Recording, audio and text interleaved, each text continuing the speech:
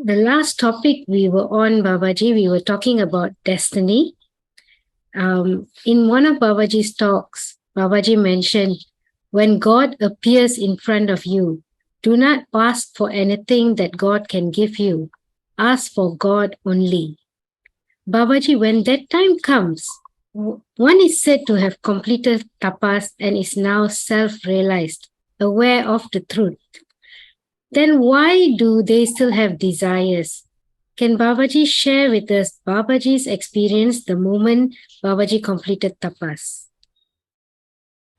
The technology, the science of the soul which has traveled long distance from the self in illusion by imagining continuously. So when does the meditation and eventually tapas, so it all becomes silent and gathers and is coming towards the self. For this it must have that one goal set. We want to go back to self, want supreme peace. Enough of these imaginations and enough of these impermanent things. We were unnecessarily looking for peace and happiness in impermanent things which has only appearance value but does not have any existence value. Thus, for this thing, it needs to have complete, perfect detachment from the unreal. It must not get attracted to the world or the appearance or any such illusion, any such desires in any way anymore. So, just like a mechanic when he repairs the car, he presses the accelerator and then tests the brake. So here by an amazing technique, the divine tests your eligibility. Are you really ready to merge with that self-realization, that final thing that is tested? Once that your mind is blossomed, it is now pure consciousness, means it doesn't have any more desires. It is not interested in any illusory things or impermanent things. It just wants God, means divinity, the ultimate truth. No compromising effect at all. That's what Swamiji also used to teach us. Even if God comes in front of you, remember, do not ask anything that God can give you. Ask that you want God only. That means the ultimate truth. Just before the actual merger, when the I also disappears. So sometimes a test can come in any form.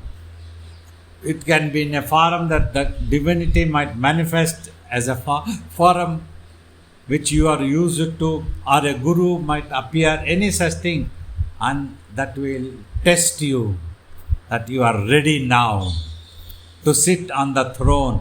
An emperor, they used to test that he is perfectly ready to sit on the throne now. So this is the final truth. You are merging with the ultimate truth and you become one with the divinity. You are no more an individual. Before that, this test occurs. And at that time, another important thing is this: every human being particularly need to understand, you might be able to tell a lie and cheat somebody else, but you cannot cheat your own conscience, antakaranam, your own things. You cannot cheat yourself. You know your mind. Whatever is in your mind, if there is a desire that comes out.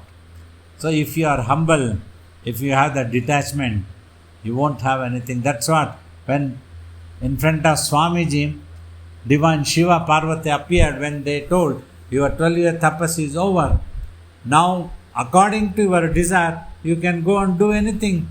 You want to do business, you can go and do it. But that was the thing. Swamiji's innocence, tapas had totally purified his consciousness and he was ready to merge in that time. So that's when Swamiji said he didn't have any desire. Simply ask the divine, if you have any ordainment for me, I'm happy to do it as long as the body is available. For himself, there was no desire. That I also had disappeared. So the same test happened to us also. So wanting to test the humility, that if the Guru will the power who will ordain what you are supposed to do.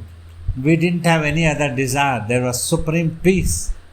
And that was it, and there was no desire to ask for anything else except the divine that already was there. We are going to merge. There was nothing else to ask. So thus this test happens. This was our experience, our Guru's experience. So that's why we have always conveyed this in interviews, in talks, in question and answers. Thank you, Babaji. We'll go to the next question. In Mysore, when you saw Swamiji's photo for the first time, you fell in love with Swamiji. Then you said the dream came, and it shows how wonderfully the mind worked. Babaji, can you tell us the meaning of dreams? We have heard stories of deceased family members appearing in dreams and giving us messages that may seem relevant or appropriate for the living. Should we give importance to such dreams? Are dreams just a subconscious imagination of the mind, or it can mean more than that sometimes? Though dreams are in the subconscious state, the mind's application to the brain, it just creates. However, if such a certain dream can transform you totally, that means the mind is highly blossomed. It is yearning to go back to the self. So that is when certain dreams come, so that can transform you. Though you might consider it as an imagination or the creation of the consciousness things, but the consciousness creates such amazing, wonderful visions for itself, through which it goes further elevation towards divinity. It will not get attracted to the world. Like when Jangama Sage appeared before Swamiji, that it was the same science, same amazing technique from itself. It appeared, manifested. Like that was when Shiva said, for 12 years you have to continue to do this tapas. When Swamiji wanted to go back after 3 months, it was very painful. The Jangama Sage was standing at the gates of the graveyard and told ki, in your destiny you have to do 12-year tapas, and that destiny has enabled us to manifest in this form. So we have come and you will do that. Until then we won't allow you to go anywhere else. That was such an amazing thing. Rarely in the creation would have happened that Swamiji himself binded himself in such a way that a guru appearing and would not allow him to do anything else. This is it, what you have to do. The same thing, like for 20 years we were at the lotus feet of the Guru, whose vibrations, whose grace, whose love, whose care, everything did not allow us to think anything about the world, did not allow us to get dejected from the ashram life. It was always attractive. It was always wanting Swamiji only, wanting the self-realization, ultimate truth, but never got attracted even for a moment. So that is the Chhatra Chaya. What means like an umbrella, like a father, mother. Grace protected us. In the same way, so this also happens when the divine appears. The grace protects. That if you are genuine and sincere.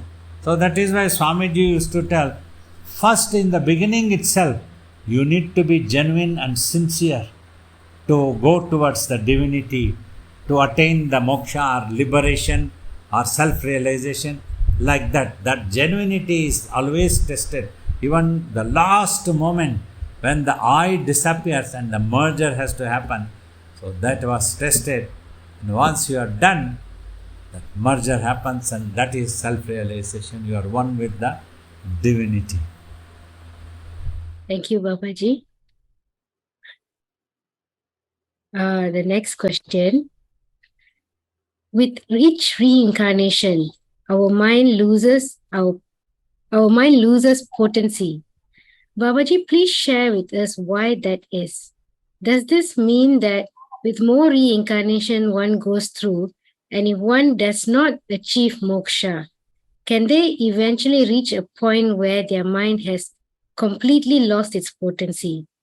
If so, how would those individuals be guided to the truth or divinity? See, this is one thing very important. Due to imagination, the mind consciousness spins. When it is spinning, its potency of focus on remaining single pointed gets disturbed. That was how, like as a concept in a story forum, like Swamiji used to explain this. In the beginning of creation, enormous amount of consciousness arose from the ultimate truth, which became the concepts of Brahma, Vishnu and Shiva. Brahma means the one who can create illusion but doesn't get involved. And Vishnu also, the protection, sustains that imagined thing. He keeps on sustaining so that the story can go on. And Shiva, the existence in total thoughtlessness, withdrawal back to the self. So this is the concept. Now, these three are considered as divine trinities, Trimurtis. That's because they remained in the self. They did not get involved into the imagination, creativity that they created. So all the three remained in the self of the ultimate truth. Thus, they became equivalent to divine. We all worship it, that concept as the divinity or God. After that, next generation, Swamiji used to tell, if you pay attention, like the Devatas came and the demons, these are all explained. They all became lost the control of the self. By remaining in the self also they lost, because they became insecure, they wanted power, they wanted the things of the world. Though it was heaven or hell or whatever it is, it was their own imagination, Swamiji used to tell, they wanted. So then that means that potency of consciousness which created and remained as divinity as Brahma, Vishnu, Shiva, that became little corrupted, that get dropped from its potency. Then life after life, life after life. By the time it has come to human being or animals or any other creatures, imagine a long distance in illusion that it has travelled by losing potency every time, by becoming void. So even as a human being, not everybody's mind can remain single pointed. We call in this world some people who would have achieved very heights as genius people in all fields, science, technology, sports, spirituality, anywhere. So that determination, that remaining concentrated, and many unable to do that one. Only very few selected go into this. Whoever has got that strong. So that is how this thing becomes weakens. But finally, one thing is guaranteed. A total destruction of the mind does not happen. It's always there. After going long distance, when evening comes and it's enough for this world, it gets slapped and slapped and slapped in this world. It's unable to have total peace, whatever it gains. Then urge comes. Then it prays. It keeps shouting, feels like banging the head to the wall. Oh God, is there some power who can save me?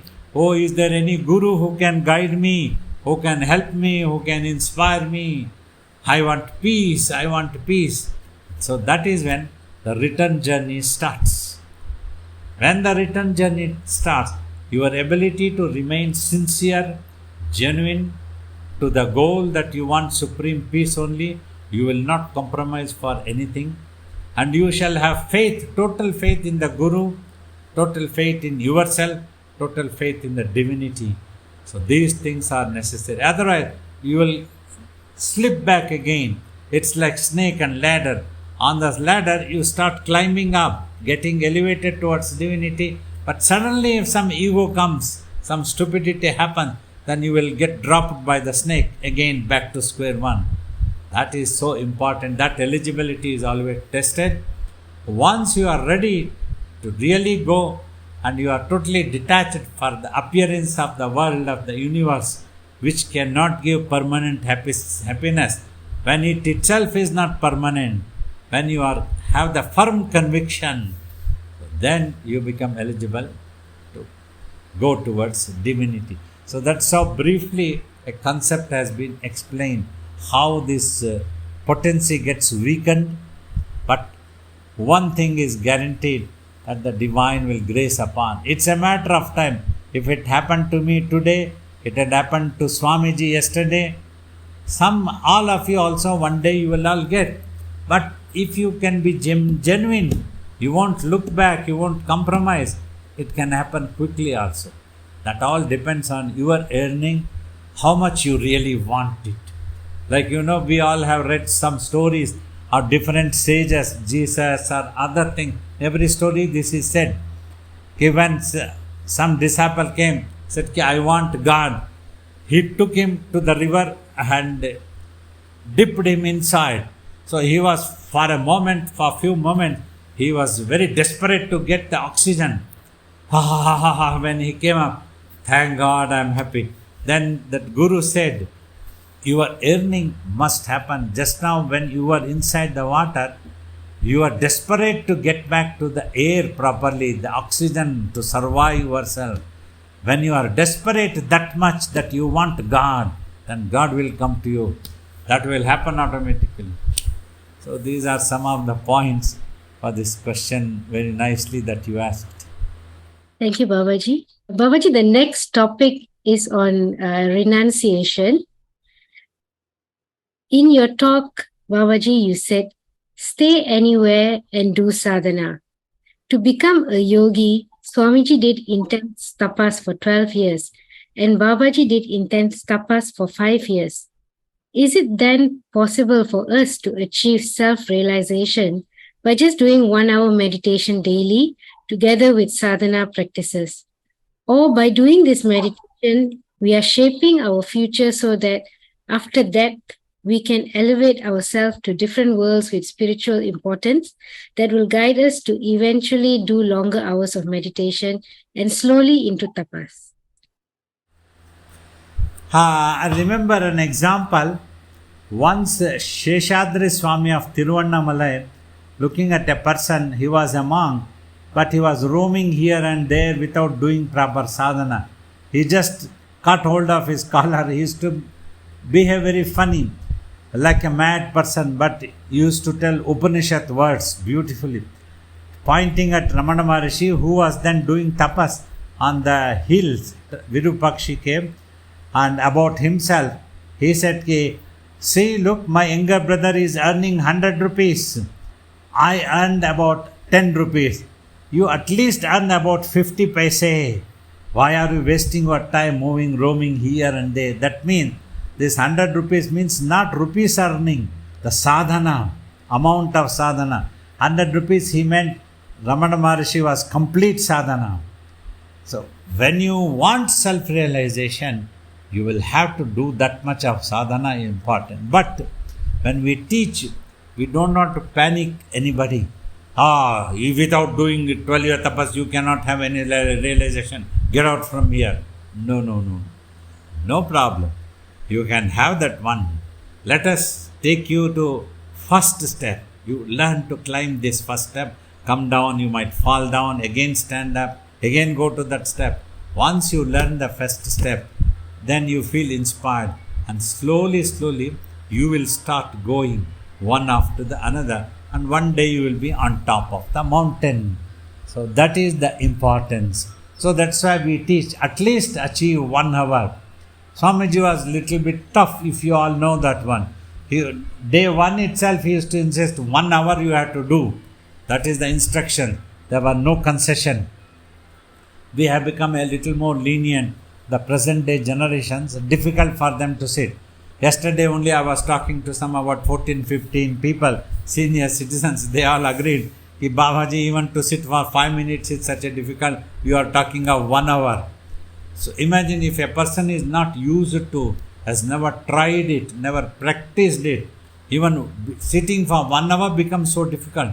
If we suddenly ask him to sit for 12 years of tapa, he won't be ready. After 2 or 3 years, if at all forcibly he said he would like to get up and run away.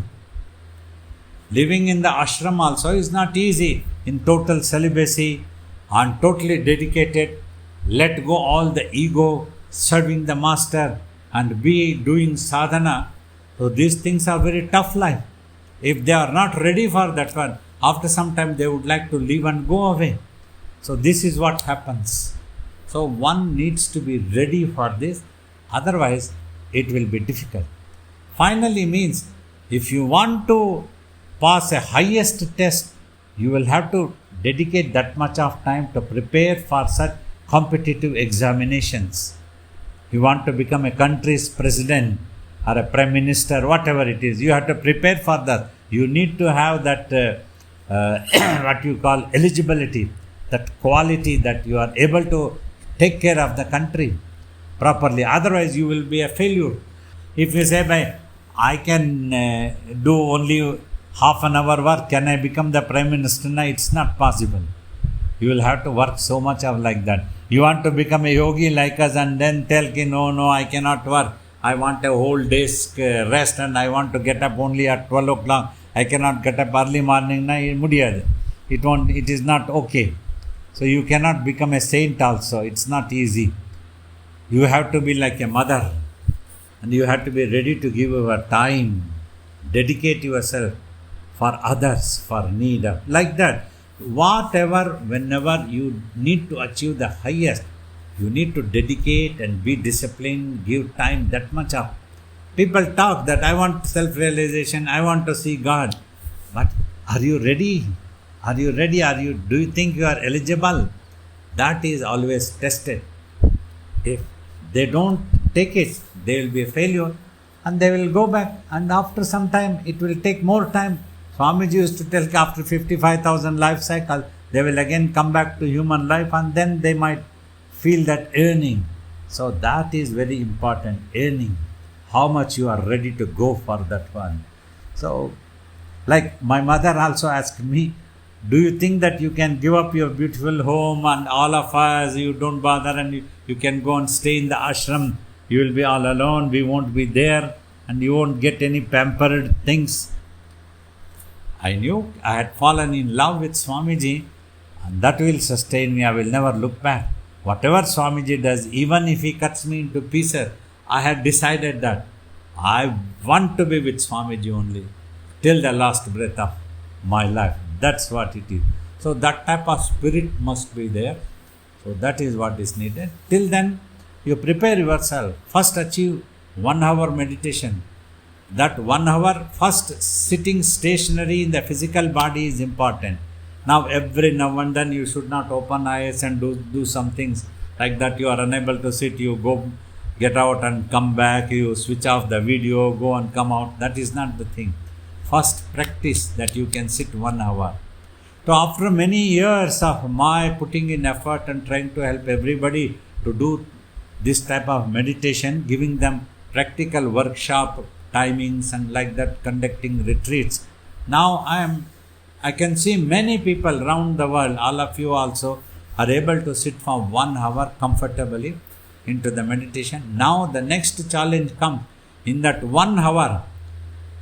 How much you are thinking, how much your mind was into chatterbug, how much that it could keep quiet is important. The day you achieve that you can keep quiet for 1 hour in your mind also, then you have achieved something. Then you can look for next thing. People want to take certificate. So should I increase? Now I can sit for 1 hour. Should I increase for 2 hours? More hours? Things doesn't come. First, have you achieved mental peace? Mind is able to keep quiet for 1 hour. So that is the idea of teaching all these things. Necessary, how much? There is no compromise. Knowledge has no shortcuts. Thank you, Babaji. The next question. What you have to give up and what you have to sacrifice is your mind's ego, its attachment. Just be ready to accept it as it happens. Babaji, in most scenarios, it would be easier to accept things that happen even if it is not as planned or expected. However, sometimes life throws the biggest or most tragic events, something unimaginable like the death of a loved one. In those scenarios, what can we do to accept such events and move on from them, Babaji? You see, mind of any human being is so egoistic. Very quickly, for many people I have seen, for small issues which can be simply ignored and let go, they are unable to let go the things or ignore, and they become upset and they are hurt and they want to react and they want to talk rudely to belittle someone, and they cannot take it. Small issue, very small issue. If you look at it, it's like a childish baby stuff things. Oh, this person is behavior is childish, very childish. Like a child will be so agitated if its toy also taken away. We may not bother about a small toy, we can always buy another one. But the child doesn't know about it. For it, that toy is so important, it won't give up. It will put all its strength and cry and shout whatever it can do to protect its thing. But when it grows up, we will laugh at our own childhood. For small things, how we used to be agitated, how we used to be troubled and we would be crying. But today it is so fun. We feel like laughing at ourselves. Like that, for small things, when you are able to let go and put up with it, accept it, then slowly your capacity increases. One day, when bigger challenges come in this world, definitely I agree with all of you, this world can be a very big challenge. This is a huge illusion. It's not a small type of illusion. This Maya is not one single thought. This illusion is so manifested. Imagine how much this can trouble. If just a 2 hours cinema movie on the screen can be so troublesome for people, you get carried away emotionally, you might be crying, you might be panicked, anything. So imagine this cinema is such a huge, a long time dream, as Vasistha talks, and very huge, done by a very higher consciousness, not by our mind. It can be so troublesome for anybody. That too, as you are talking, when we lose our loved one, it can be so bad and so we feel so bad, anybody can be happening. But practice. For small thing, if you don't get agitated, if you let go, it's okay, no problem. Today it hasn't happened. Today, here this person has sat on the dining table where I used to sit. No problem, I can sit in another seat. Many people get agitated and start fighting. Oh, that is my seat. How come that you are sitting there one? So they do like that one. And they are unable to accept the things. So like these smaller things, if we let go, gradually maturity comes and we can become more gracious in our behavior, more polished. That's what is matured personality, we call it. Then one day will come. Then when this tragedy also, when it happens, when you lose your dear one, you will be able to take it, accept it as the truth. Because the truth that happens in this world, it can happen to anybody. It is definitely painful. I have always told that when one loses, only that person knows how painful it can be. Others may not know it. But when everybody would face these things in their life, ask anybody, everybody would have faced this type of challenges in life which have been very painful for them, very sad for them, unable to bear with. But yet, slowly they would have recovered and looked for the life, go on, move on. What we call it as, we have to move on. So that's how you practice. In addition, when you practice spiritual practices like meditation seriously every day, 1 hour, when the mind is able to keep quiet, then you would become such a matured person. You will be so gracious in your behavior. If a person does meditation for 100 years and has not changed in his behavior at all, that means that person has not meditated properly. If you properly meditate, even 1 week, 1 month, 1 year, so much of changes in your personality will happen. You will be gracious, more polished in your behavior. You will be a matured person. Thank you, Babaji. Nams Babaji. Babaji, my question is like, which is the major obstacle like vasana? Like there are many vasanas like fear, greed, lust, anger, shame, vanity, confusing. Let me tell you, your own ego is the biggest vasana. Once that is cleared, the rest all falls in its place. The mind's ego of me and mine. This is the main switch is me and mine. So then it succumbs to all type of vasanas. Oh, this has to happen. It gets attracted to the sensory organs. It is unable to remain controlled. It has not done sadhana. The sadhana, not doing sadhana sincerely also is the greatest vasana. We have to understand. So that's important. When you do sadhana seriously, real technique application, then all vasanas can be, you can overcome them. This is important. That's what you need to achieve. And Babaji, one more thing, like which quality, good quality can help us further on the sadhana, like willpower or concentration or patience?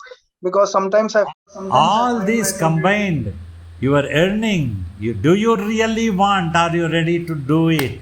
And are you ready to undergo anything? So there is no one name that you overcome this. That is not like that one. We should not be.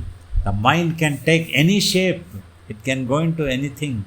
That's simply willpower or what it is. Your real yearning, that you really want it. You are ready to give up anything for that one. Do or die. That's what our masters taught us. You come out as a yogi from this room or your dead body must come out when you are ready for that.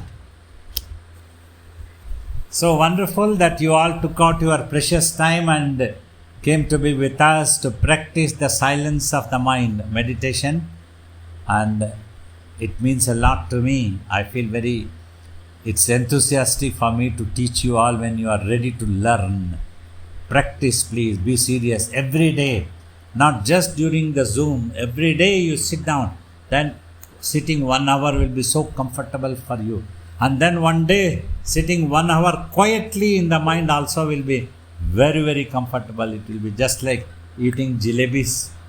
It will come like that one. Practice. All the best. May Swamiji bless all of you. It was very lovely questions were asked, giving me an opportunity to express my opinion, my experiences, what my Guru taught me. Bye-bye to all of you.